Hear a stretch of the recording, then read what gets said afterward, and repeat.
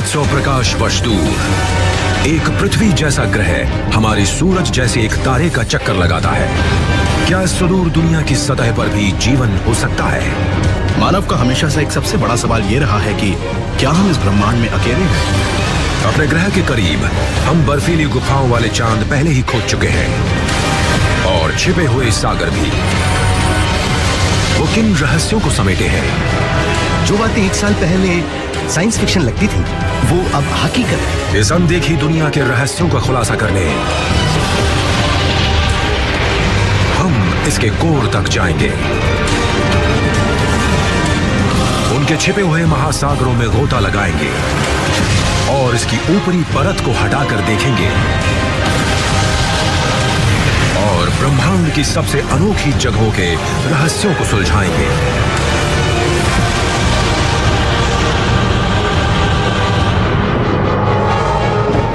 Strip the Cosmos, Alien Worlds। आज पूरे ग्रह पर अनदेखी दुनिया की खोज चल रही है। उच्च शक्ति के टेलीस्कोप्स रात में आसमान को खंगालते रहते हैं। रॉकेट उड़ान भर चुका है। प्रोब्स अनोखे चांद और ग्रहों की खोज करते रहते हैं, जबकि वैज्ञानिक पृथ्वी पर सबसे कठोर वातावरणों को खोजते हैं। मानव शुरू से ही ये जानना चाहता है कि पहाड़ी के पार क्या है, समुद्र के पार क्या है और ग्रह के पार क्या है। जब वैज्ञानिक गहरे अंतरिक्ष में अनदेखी दुनिया की खोज करते हैं, वो हमारे अपने ग्रह के रहस्यों के बारे में भी सोचते हैं। हम देखते हैं कि पृथ्वी पर जहाँ भी जीवन का वजूद हो सकता है, वहाँ जीवन है। अब सवाल ये उठता है कि क्या पूरे ब्रह्मांड में सिर्फ पृथ्वी ही ऐसी जगह है जहाँ जीवन है? अनदेखी दुनियाओं की खोज वैज्ञानिकों को अज्ञात में ले जाती है। वो हमारे सौर मंडल की गहराइयों को खंगालते हैं,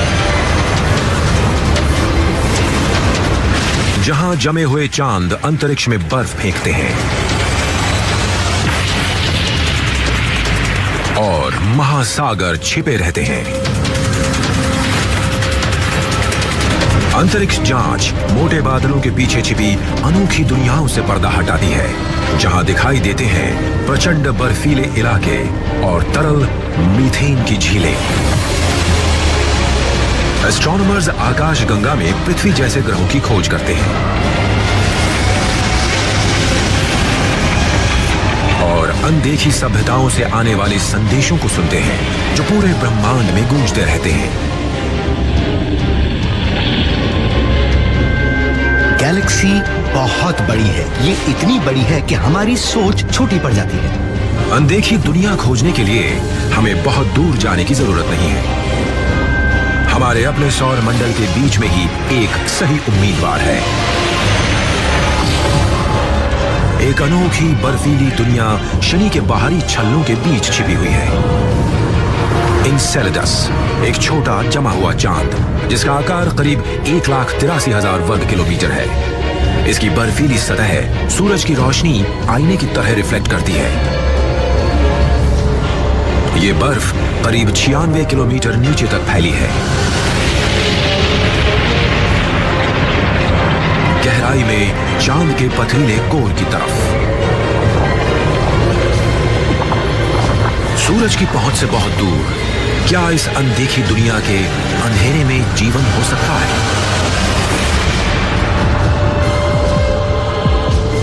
इस रहस्य को सुलझाने के लिए वैज्ञानिक पृथ्वी पर बेहद कठिन जगहों की पड़ताल करते हैं। एनसेलेडस बिल्कुल वैसा ही है। डॉन एडवर्ड्स नेचर रिफ्यूज नमक का सूखा हुआ दलदल है।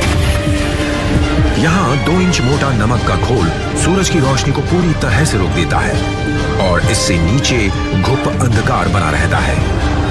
हम जिन दूसरी दुनियाओं में दिलचस्पी रखते हैं वो हमारे सौर मंडल में है और ऊपरी सतह के नीचे ही हमें जीवन मिलने की संभावना है।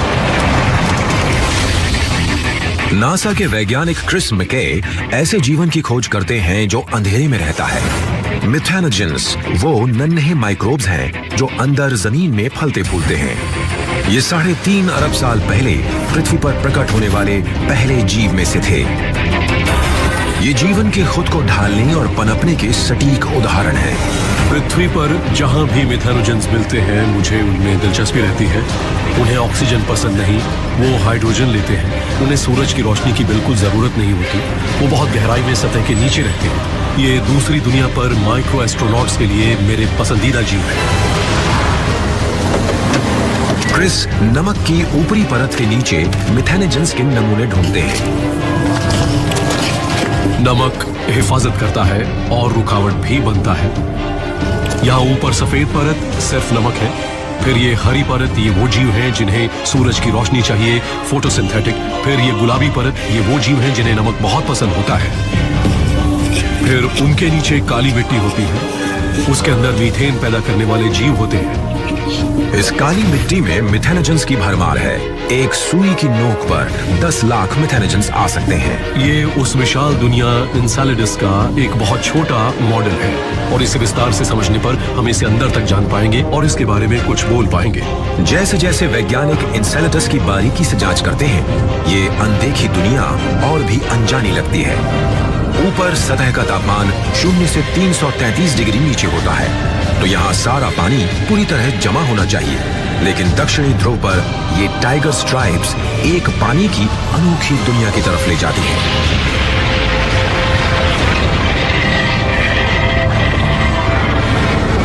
बर्फीली सतह में ये बड़ी दरारें अंदर छुपे विशाल नमक के महासागर की तरफ ले जाती हैं। हाइड्रोजन से भरपूर ये मिथेनोजन का सबसे बढ़िया खाना है।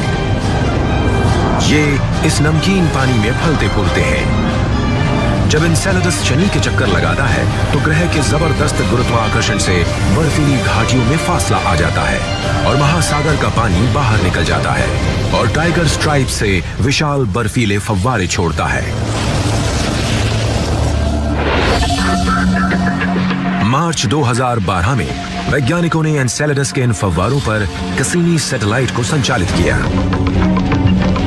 सैटेलाइट के उपकरणों को कार्बन के सामान्य मॉलिक्यूल्स के निशान मिले जो जीवन के बिल्डिंग ब्लॉक्स होते हैं। क्रिस मके फव्वारों के नमूने पृथ्वी पर लाने के लिए एक मिशन की योजना बना रहे हैं। उन्हें उम्मीद है कि वो मिथेनोजन से भरे होंगे।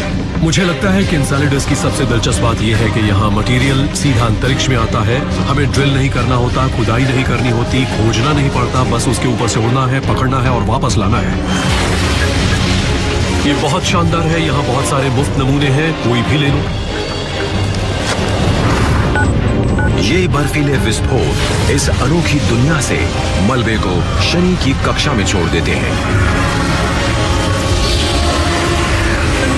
टाइगर स्ट्राइप से बाहर आता हुआ पानी तुरंत जम जाता है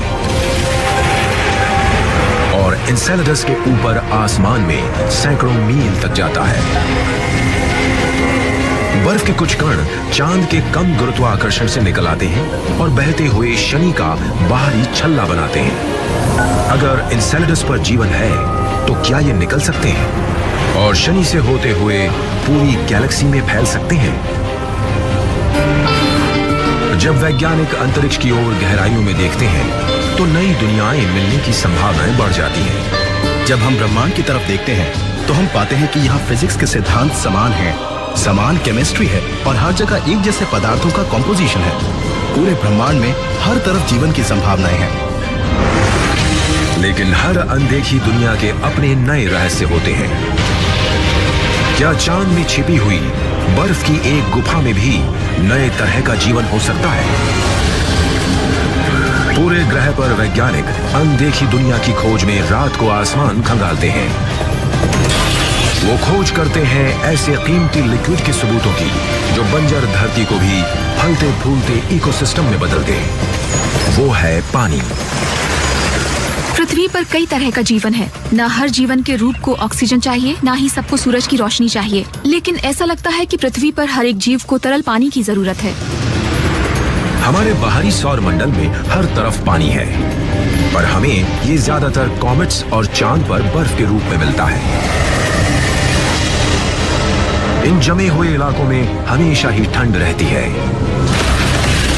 और इनका तापमान उत्तरी ध्रुव की सर्दियों से 10 गुना ठंडा होता है। लेकिन जीवन अब भी बर्फ के क्रिस्टल्स में छुपा हो सकता है। क्योंकि एक ग्रह पृथ्वी से बहुत अलग है, वो बहुत ज्यादा गर्म हो सकता है, बहुत ठंडा भी हो सकता है। इस बात की कोई गारंटी नहीं है कि वहाँ जीवन ना हो। बल्कि अगर आप अपने ग्रह के बारे में सोचें, ग्रह पर एवोल्यूशन ने जीवन के वजूद के लिए किसी तरह का सहारा ढूंढ लिया है।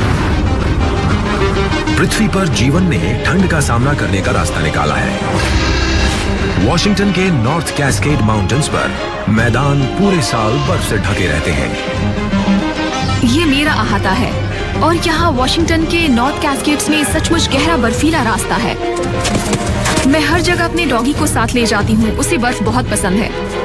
प्रोफेसर रॉबिन गॉर्डनर ऐसे जीवन की खोज करती हैं जो इस जमी हुई दुनिया में मुश्किलों को चुनौती दे सके।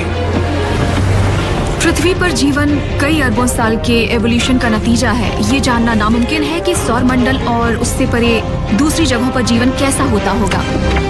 हम सिर्फ इतना कर सकते हैं कि पृथ्वी पर उन जगहों पर जाएं जहां के एक जैसे हालात हों और देखें कि वहां जीवन कैसा है। रॉबिन ऐसे जीवन की तलाश कर रही हैं जो हमारे सौर मंडल के बर्फीले चांद पर रह सके। यूरोपा बृहस्पति के चक्कर लगाते 67 चांद में से एक है। सतह का तापमान 0 से 370 डिग्री नीचे तक गिर जाता है। सतह बहुत ही सख्त बर्फ से ढक जाती है, लेकिन पूरी सतह पर अजीबोगरीब निशान अंदर चल रही हलचल को बयां करते हैं।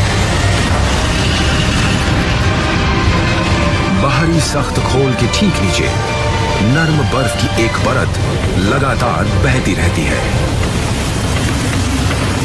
हल्का करंट जीवन देने वाले खनिजों को चांद पर घुमाता रहता है।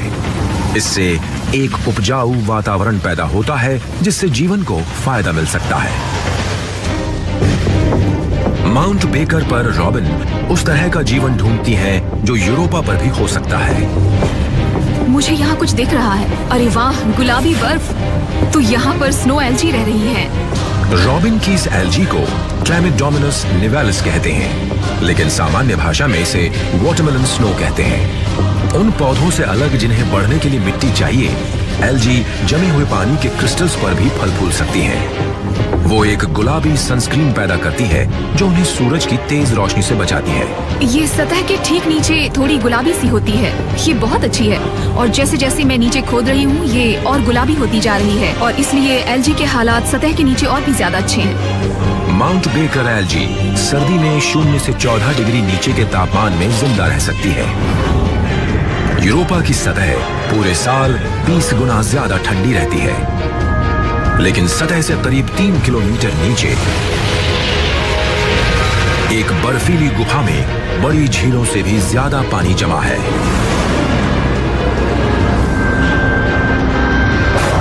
पानी में नमक एंटी फ्रीज की तरह काम करता है।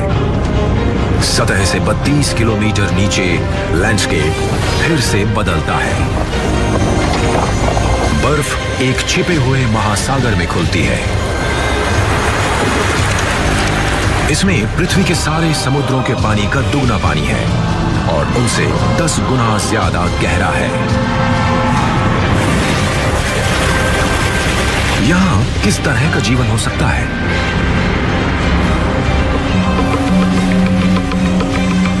यहाँ सिर्फ नमूने लेने से ही हमें ये समझने में मदद मिलेगी कि ये यहाँ कैसे पनप रही हैं और तब ये हमारे लिए इसे ग्रह के बाहर ढूंढने की कुछ संभावनाएं खोल देता है।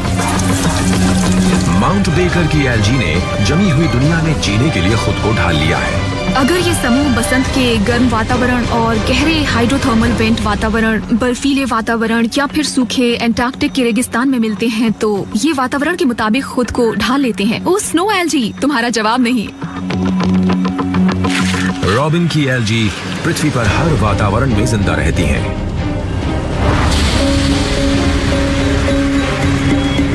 अपनी लैब में रॉबिन अपने लाए नमूनों की जांच करती हैं। नमूनों में जीवन भरा पड़ा है। उन्हें अब वो सबूत चाहिए जिनसे ये पता लग सके कि कैसे एल्जी विकसित हुई और पहाड़ी वातावरण में फलने फूलने के लिए खुद को ढाला। इससे ये भी पता चलता है कि पृथ्वी पर जीवन ने बेहद मुश्किल वातावरणों को झेलने के लिए खुद को ढालने के कितने तरीके अपनाए। और ये जो गुलाबी सा हम देख रहे हैं, इस एल्जी में बहुत बड़े और मोटे सेल वॉल्स दिखाई दे रहे हैं। मोटी सेल वॉल एल्जी सेल्स को बहुत कम तापमान पर भी जिंदा रहने में मदद करती हैं। पृथ्वी पर जीवन में इतनी भिन्नता है कि ये किसी भी इकोलॉजिकल जगह को भर देती है। तो अगर यूरोप के महासागर में भी जीवन है तो हमें वहाँ कोई एक चीज नहीं मिलेगी। वहाँ अलग अलग तरह के फलते फूलते समुदाय मिलने की संभावना है।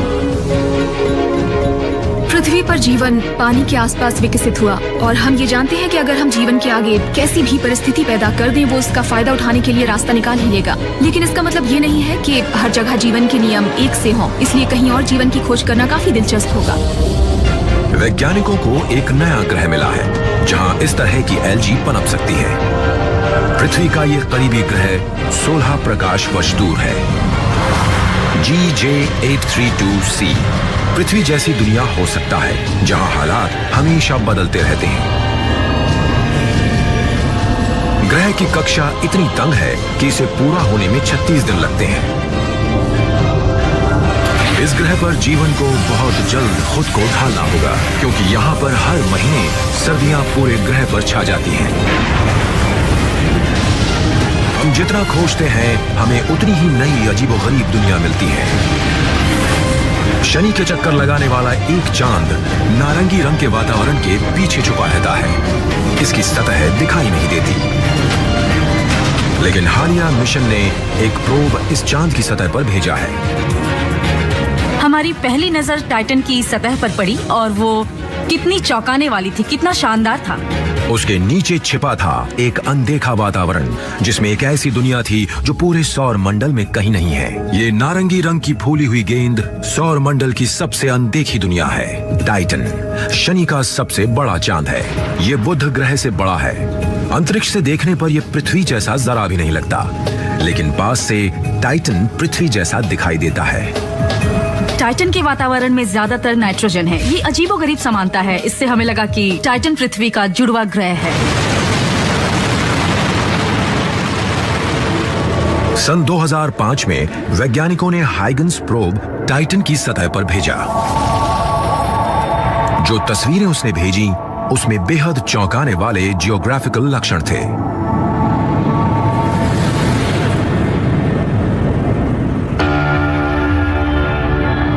प्रोब ने टाइटन के मोटे नारंगी रंग के वातावरण के पीछे का रहस्य खोला। हमारे सौर मंडल में कुछ बहुत ही अजीब।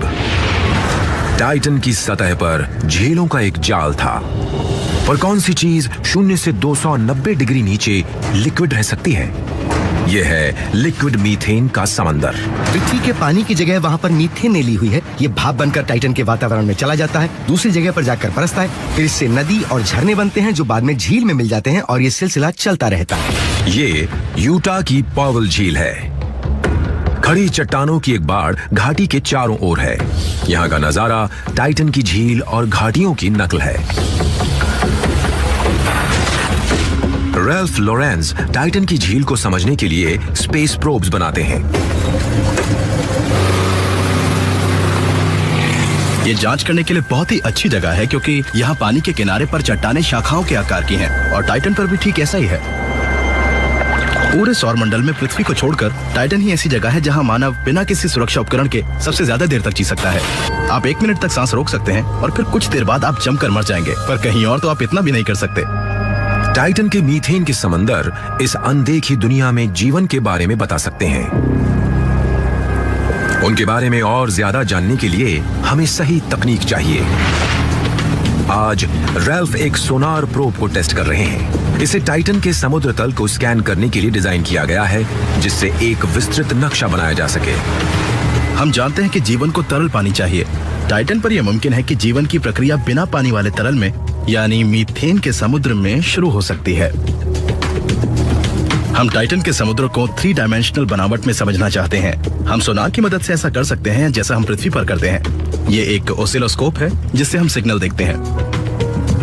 ये जो है ये असली सोनार ट्रांसड्यूसर है जिसे हम टाइटन पर भेजेंगे। रैल्फ इस तकनीक में माहिर हैं जो टाइटन पर भेजी जाएगी। इनके उपकरण मजबूत, छोटे और हल्के होने चाहिए जो एक स्पेस प्रोब में आसानी से सफर कर सकें। सोनार आवाज की एक पल्स भेजता है और गूंज को वापस आने में जितना समय लगता है उससे हम समझ लेते हैं कि समुद्र कितना गहरा है। रैल्फ जैसे अंतरिक्ष वैज्ञानिक ये खोज कर रहे हैं कि टाइटन की जियोलॉजी पृथ्वी से बहुत मिलती जुलती है, लेकिन एक बड़ा फर्क है। हाइगन्स प्रोब ने यह खोज निकाला है कि एक चट्टान नुमा परिदृश्य जो नजर आता है वो पूरी तरह बर्फ से बना है। वैज्ञानिकों को इसकी गहराई में एक इंजन मिला है जो टाइटन के लक्षण बनाता है। अमोनिया युक्त तरल पानी की विशाल पॉकेट्स अंदर भारी दबाव में है। पृथ्वी पर मैग्मा की तरह ये बेहद ठंडा तरल चांद की सतह को दरारों के जरिए तोड़ सकता है और विशाल ज्वालामुखी विस्फोट हो सकते हैं और बर्फीले लावा की नदियां बह सकती हैं।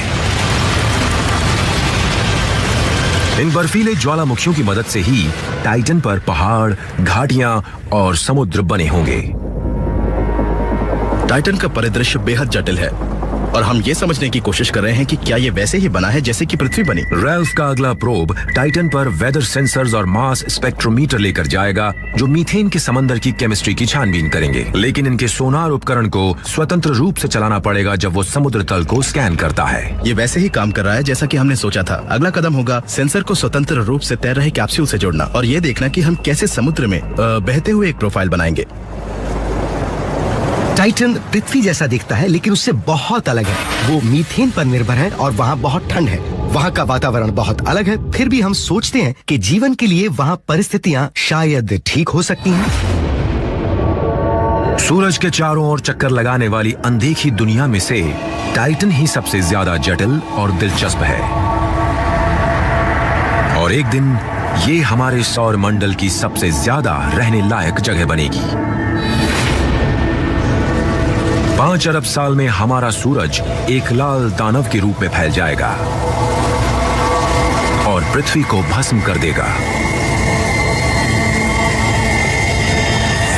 लेकिन टाइटन पर इस मरते हुए सूरज की सबसे कम यूवी रेडिएशन पड़ेगी। घने कोहरे वाला वातावरण साफ हो जाएगा और सूरज की रोशनी साफ आने लगेगी। सतह का तापमान बढ़ जाएगा और बर्फ पिघल जाएगी। ये चांद हजारों लाखों सालों के लिए शुरुआती पृथ्वी जैसा बन जाएगा और जीवन को उभरने में अच्छा खासा समय लगेगा। हमारे सौर मंडल ने अनोखी दुनिया से पर्दा उठाया है जिनके अनदेखे ठिकाने हैं। अगर ये अजूबे हमारे ग्रह से इतना करीब हैं, तो हमारे करीबी तारों के आसपास कितने रहस्य घूम रहे होंगे। मैं ऊपर आसमान की तरफ देखती हूँ और मैं तारों को बहुत देर तक नहीं देखती। मैं सौर मंडल को देखती हूँ। एक तारा चुने, उसके चारों ओर ग्रह चक्कर लगा रहे होंगे। क्या ये सुदूर अनदेखी दुनिया पृथ्वी की तरह हो सकती है? अब जब हमें अपने बहुत करीब ही ये अनदेखी दुनिया मिल गई है, तो वैज्ञानिक अपनी खोज को गैलेक्सी में भी थोड़ा और बढ़ा रहे हैं। आकाशगंगा की गहराइयों में तारों के चक्कर लगाती हुई अनदेखी दुनिया को खोज रहे हैं। 5, 4, सन 2009 में नासा ने अपनी खोज की रफ्तार बढ़ाने के लिए $6000 लाख की लागत का केपलर स्पेस टेलीस्कोप लॉन्च किया। Lift off. केपलर से पहले हमें पता नहीं था कि तारों के किस खंड में ग्रह थे। केपलर में पृथ्वी की कक्षा से बाहर भेजे जाने वाला अब तक का सबसे बड़ा टेलीस्कोप मिरर है और इसका मिशन है उन ग्रहों की खोज करना जो सुदूर तारों के चक्कर लगाते हैं। हम नहीं जानते थे कि तारों के बनने के बाद इतना मलबा बचा कि वो इकट्ठा होकर ग्रह बन गए। केपलर ने अब तक करीब 1000 ग्रहों की खोज की है। तादाद के हिसाब से अगर हम देखें तो हमारी गैलेक्सी के लगभग सभी तारे जिन्हें आप रात में देखते हैं, ग्रह उनके चक्कर लगाते हैं। वैज्ञानिकों के ढूंढे गए 21 ग्रह जो सही दूरी पर अपने तारों के चक्कर लगाते हैं, उनकी जलवायु पृथ्वी जैसी है और शायद वहां जीवन से भरपूर महासागर भी हों। एस्ट्रोनॉमर्स को एक ऐसा सौर मंडल मिला है जो संभावनाओं से भरा है। केपलर 186 एक तारा है जो पृथ्वी से 500 प्रकाश वर्ष दूर है। वैज्ञानिकों को इसकी कक्षा में 5 ग्रह मिले हैं। इनमें से 4 इतने गर्म हैं कि इनकी सतह पर तरल पानी नहीं हो सकता, लेकिन 5वें पर जीवन होने की संभावना है। ये पृथ्वी का जुड़वां ग्रह हो सकता है, लेकिन इसके तारे की चमक इतनी ज्यादा है कि अंतरिक्ष के टेलीस्कोप्स इस ग्रह की तस्वीरें नहीं ले सकते। कैलिफोर्निया के पैसाडीना में इन छिपी हुई अनदेखी दुनियाओं को देखने के लिए इंजीनियर्स एक अनोखा अंतरिक्ष यान डिजाइन कर रहे हैं। जिन वैज्ञानिकों के साथ मैं काम करता हूँ वो कोलंबस जैसे हैं और मैं उनकी बोर्ड बना रहा हूँ। मार्क थॉमसन नासा के स्टार शेड प्रोजेक्ट के लीडर हैं। अंतरिक्ष में उड़कर ये विशाल पाल एक विशालकाय छतरी जैसे खुल जाएगा और तारे से आने वाली रोशनी को रोकेगा। ये अपना हाथ आसमान के सामने उठाने जैसा है जिससे हम सूरज के आसपास देख सकते हैं। अब तक जितनी खोज की गई उनके माप सीधे नहीं लिए गए थे। इससे हम उन ग्रहों को सीधे देख पाएंगे। मार्क के दल के लिए आज बहुत बड़ा दिन है। आज पहली बार वो स्टार शेड प्रोटोटाइप को टेस्ट करेंगे। ओके। एक सटीक छाया बनाने के लिए स्टार शेड को अपनी फॉइल की पंखुड़ियों को बिल्कुल गोलाई में खोलना होगा। क्रिस्टीन जरा बटन दबाओगी? ओके, मोटर ऑन है। जैसे ये छोटे क्लिप्स को खींचकर छोड़ता है यहाँ वहां झटका आ जाता है। अजीब अजीब चीजें होने लगती हैं। ये क्या था? ठीक है, यहाँ थोड़ी प्रॉब्लम है। ये मुड़ गया है। चलो हो गया। ओहो, चलिए। मोटर के स्पीड कोऑर्डिनेशन में प्रॉब्लम थी। ओके, बढ़िया है। ये खुल गया। वैसे कुछ प्रॉब्लम्स भी थी। एक शर्ट टूट गई थी और रस्सी में रुकावट आ गई थी। हम इसीलिए इस तरह के टेस्ट करते हैं और अगली बार हम इन चीजों को सुधार लेंगे और फिर आजमाएंगे। यही प्रोटोटाइप एक स्केल मॉडल है। असली स्टार शेड इससे दुगना बड़ा होगा। उस तारे को ढकने के लिए ये अपने पेरेंट टेलीस्कोप से करीब 37,000 किलोमीटर दूर उड़कर जाएगा। जो ग्रह सुदूर तारों के चक्कर लगाते हैं वो आखिरकार दिखाई देंगे। स्टार शेड गैलेक्सी के कुछ सबसे अजीबोगरीब ग्रहों के रहस्यों से पर्दा उठा सकता है, जैसे ग्लीसा 163c। इसके पास है एक ठंडा लाल छोटा तारा, जिसका मतलब है कि जीवन के लिए तापमान बिल्कुल सही हो सकता है। लेकिन तारे का भारी गुरुत्वाकर्षण ग्लीसे का घूमना रोक देता है, जो जलवायु पर काफी अजीब असर डाल सकता है। एक तरफ झुलसाने वाला बंजर रेगिस्तान और दूसरी तरफ घुप अंधेरे में सब कुछ जमा हुआ, और दोनों ही विकट परिस्थितियों के बीच एक पतली सी पट्टी है जो प्रचंड तूफानों में घिरी रहती है। किसी दूसरे ग्रह पर जीवन की संभावना स्टार शेड के दल को हौसला देती है। हमारे सारे प्लानिंग सेंटर्स की करीब 10 साल की समय सीमा है। हमारा अगला कदम है इस पर एक विशाल चादर ढकना, जिससे ये ओपेक हो जाए ताकि दूर के तारे की रोशनी इसके पार न जा पाए। हमें अभी बहुत सारा काम करना है, लेकिन आज का टेस्ट कामयाब रहा और दूसरे ग्रहों पर जीवन खोजने की दिशा में हम एक कदम आगे बढ़ गए। स्टार शेड की ढूंढी हुई हर नई दुनिया अनदेखे जीवन को सहारा नहीं देगी। जो ग्रह उनके तारे के बहुत करीब गए वो बेहद कठिन दुनिया बन गए। पृथ्वी से 40 प्रकाश वर्ष दूर ग्रह 55 कैंक्री ई सूरज जैसे तारे को लगभग छूता है। तारे से निकलने वाली गर्मी ग्रह का तापमान 3000 डिग्री तक बढ़ा देती है। ग्रेफाइट की एक परत पूरी सतह को ढक लेती है और इस सख्त चादर के नीचे जबरदस्त दबाव ने कार्बन को हीरे में बदल दिया है।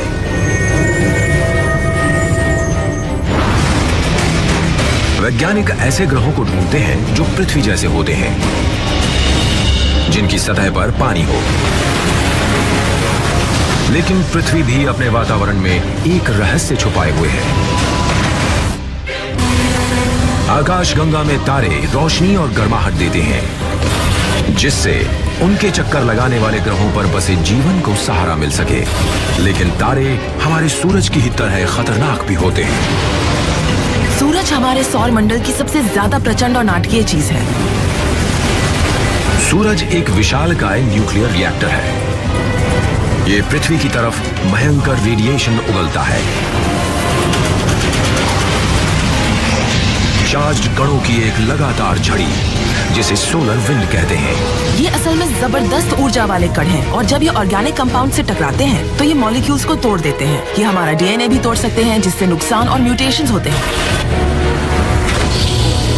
पृथ्वी पर जीवन के इस घातक हमले से बचने की वजह सतह से करीब 2900 किलोमीटर अंदर छुपी है। पृथ्वी का कोर एक पिघली हुई धातु की गेंद है जो करीब चांद से दुगना बड़ा है।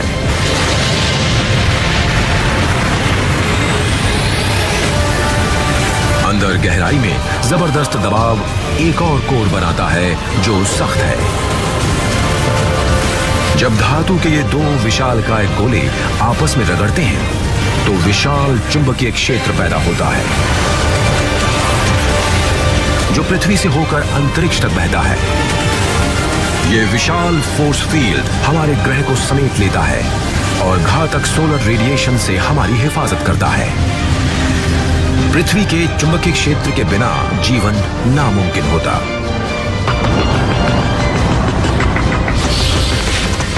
सैन फ्रांसिस्को बे की एक पहाड़ी की चोटी पर स्पेस साइंस लैब है। पृथ्वी के चुंबकीय क्षेत्र की पड़ताल करने के लिए ब्रायन वॉल्श 5 सैटेलाइट्स के एक जाल का इस्तेमाल करते हैं जिसे थेमिस कहा जाता है। हम थेमिस स्पेसक्राफ्ट की मदद से कुछ डाउन लेंस देखते हैं। हमारे पास बहुत कम समय होता है। हम हर कक्षा में अंतरिक्ष यान के साथ संपर्क में रह सकते हैं। थेमिस सैटेलाइट्स वातावरण की सबसे ऊपरी परत के ऊपर घूमते हैं। ये हर 23 घंटे में पृथ्वी का चक्कर लगाते हैं। इसके 4 82 फुट लंबे एंटीनाज होते हैं जिसकी बदौलत ब्रायन का दल ये नापता है कि पृथ्वी का चुंबकीय क्षेत्र सूरज के विस्फोटों से किस तरह व्यवहार करता है। इस तरह के एक संपर्क करने की समय सीमा करीब 50 मिनट की होती है और हम यहाँ इस डिश के जरिए संपर्क बना सकते हैं। दल को सैटेलाइट्स डेटा डाउनलोड करके इसका मिजाज देखना होता है। अब हम थेमिस से संपर्क बनाने के लिए संपर्क की समय सीमा में दाखिल हो रहे हैं। हम बर्कली ग्राउंड स्टेशन से काफी करीब हैं और इस जगह पर ये लाल आकार वो जगह है जहां हम यान से संपर्क कर पाएंगे। हमें सारा डेटा ले लेना चाहिए। शानदार, बहुत खूब। एक अनदेखी दुनिया पर जीवन को फलने फूलने के लिए अपने तारे से हिफाजत चाहिए, वही हिफाजत जो यहाँ पृथ्वी पर है। दशकों से हम ये सोचते आए हैं कि वो एक तरह से सूरज के पंचिंग बैग हैं और जब सूरज की सतह पर कोई धमाका होता है ये सारा मटेरियल बाहर पूरे सौर मंडल में बिखर जाता है और पृथ्वी पर और उसके चुंबकीय क्षेत्र में घुसता है। और ये थोड़ी चिंता वाली बात है, हम सूरज के बहुत करीब हैं। लेकिन हाल ही में हमें थेमिस की मदद से बहुत ही दिलचस्प नतीजे मिले हैं जो ये बताते हैं कि पृथ्वी के पास अपना खुद का संरक्षण है। पृथ्वी सोलर पंच का इंतजार नहीं करती। इसके पास एक जबरदस्त हथियार है। जैसे ही यूवी लाइट वायुमंडल से टकराती है वो चार्ज्ड गैस की एक पतली परत बनाती है। पृथ्वी का चुंबकीय क्षेत्र पूरे ग्रह के चारों ओर एक बड़े डोनट के आकार का छल्ला बनाता है। जब सूरज से कोई सोलर स्टॉर्म आता है छल्ले में सबसे ज्यादा चार्ज कण अपनी जगह बदलने लगते हैं। ये आपस में जुड़कर एक विशाल तंतु बनाते हैं जो अंतरिक्ष में पहुंचकर सोलर ब्लास्ट से टकराता है और रेडिएशन को कम कर देता है। इसलिए हम इसका सामना कर सकते हैं। ये बहुत रोमांचक है।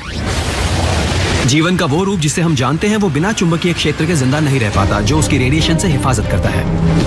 वैज्ञानिकों का मानना है कि मंगल ग्रह के पास भी कभी जीवन सुरक्षित रखने वाला एक चुंबकीय क्षेत्र था, लेकिन 4 अरब साल पहले वो गायब हो गया।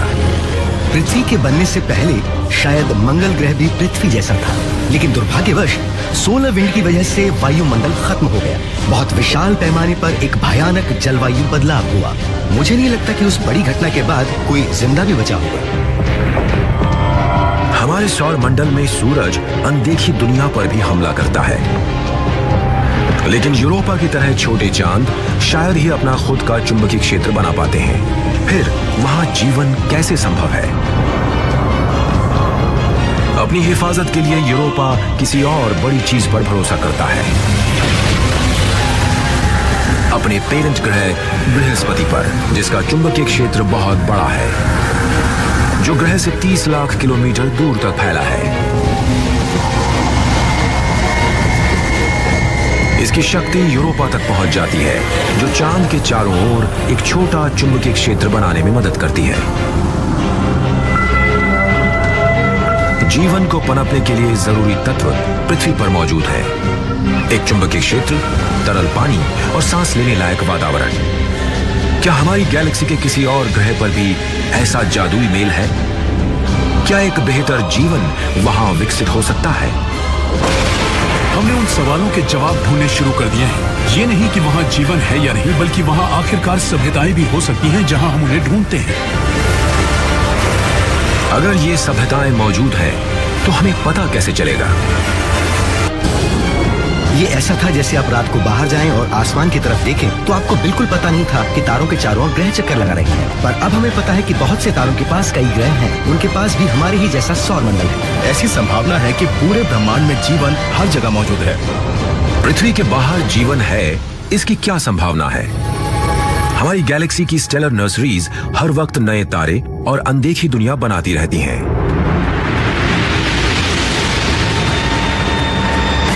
हमारी गैलेक्सी में करीब 400 अरब तारे हैं, जिनमें असंख्य ग्रह भी हैं।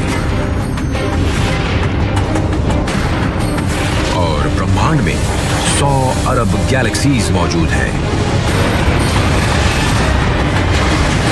इनकी जबरदस्त तादाद होने से जीवन होने की संभावना तो है, पर वो बेहतर जीवन भी हो सकता है।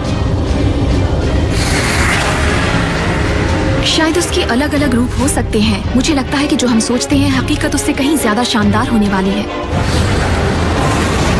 एक बेहतर सभ्यता शायद कोई संकेत पृथ्वी पर भेजे। ये सेटी इंस्टीट्यूट है। विशाल टेलीस्कोप का एक समूह अनदेखी दुनिया से आने वाले संकेतों को सुनता है।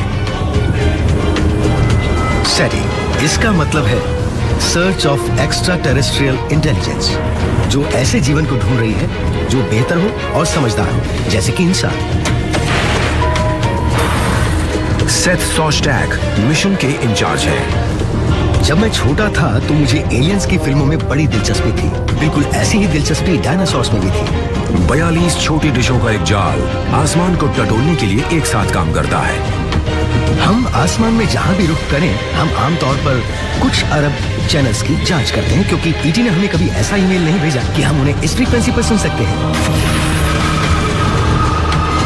इस तथ्य के बावजूद कि ये चीजें सिर्फ 6 मीटर या 20 फुट चौड़ी हैं, ये बहुत ही ज्यादा संवेदनशील है। अगर एक वाट के 1 अरबवें हिस्से का भी कोई संकेत पूरी पृथ्वी पर आ रहा है, तो ये उसे बहुत आसानी से पकड़ लेते हैं। ये कुछ ऐसा है जैसे मंगल ग्रह पर मौजूद कार के दरवाजे को आप यहाँ से कंट्रोल कर रहे हैं। अगर हमारी गैलेक्सी जरूरतें पूरी करने के लिए काफी नहीं है, तो 100 अरब दूसरी गैलेक्सीज हैं जिन्हें हम देखते हैं। इनके ग्रहों की संख्या भी हमारे सोलर सिस्टम के लगभग बराबर ही है। इसलिए वाकई ऐसे बेशुमार ग्रह हैं जहां नए सिरे से जीवन शुरू हो सकता है। 50 साल की खामोशी के बावजूद सेथ को भरोसा है कि एक न एक दिन वो उनसे संपर्क जरूर करेंगे। अगर हमें कोई संकेत मिल गया तो शायद अब तक की सबसे दिलचस्प साइंस स्टोरी बन जाएगी।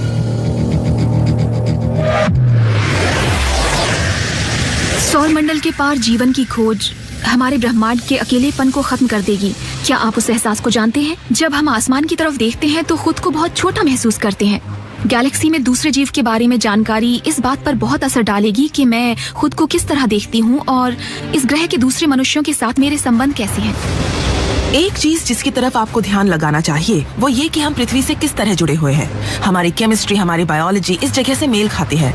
अगर हम दूसरे ग्रह पर जाते हैं तो हम शायद पौधों को खाने में भी सक्षम हो सकें। तो आपको ये सोचना होगा कि आप कितने सांसारिक प्राणी हैं। हमें बहुत नम्र होना पड़ेगा जब बात आती है पृथ्वी के बाहर जीवन ढूंढने और उससे संपर्क करने की। ये उस समय के लोगों की सोच में क्रांति आने वाली बात होगी, लेकिन लोगों की उस पीढ़ी की जगह बहुत जल्दी ऐसी नई पीढ़ी ले लेगी जिनके लिए एलियन लाइफ बहुत ही मामूली बात होगी। अनदेखी दुनिया की खोज हमें नजर आते ब्रह्मांड की छोर तक ले जाएगी। हमें अपनी गैलेक्सी में पृथ्वी के नए जुड़वां ग्रह मिलेंगे और हम अपने खुद के सौर मंडल में अनोखे चांदों की खोज करेंगे।